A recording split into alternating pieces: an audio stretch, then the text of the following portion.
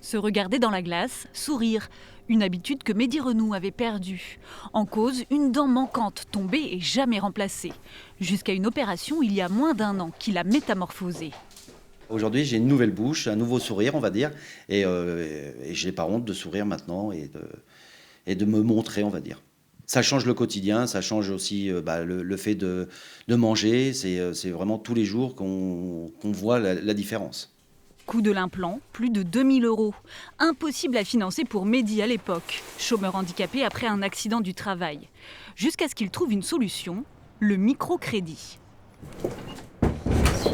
Un dernier recours pour les exclus du système bancaire traditionnel qui permet d'emprunter entre 300 et 5 000 € sur une courte durée.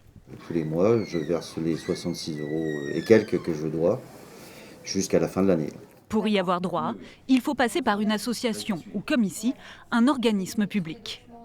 Mon rôle à moi, c'est avant d'envoyer les dossiers à nos banques partenaires comme le Crédit municipal de Nantes, le Crédit Agricole et la Caisse d'épargne, je dois évaluer la situation sociale de la personne, l'écouter pour connaître son projet et ce que le microcrédit pourrait apporter à sa situation personnelle et sociale et en même temps sa situation financière pour voir s'il est malgré tout en capacité de pouvoir le rembourser.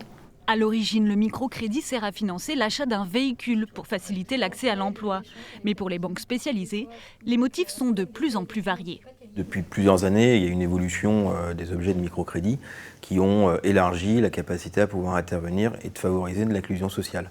Et d'où la raison pour laquelle on peut être amené à intervenir sur du financement de soins, que ce soit du soin auditif, de soins dentaires ou potentiellement d'autres typologies de soins auxquels on n'a peut-être pas encore été confronté aujourd'hui.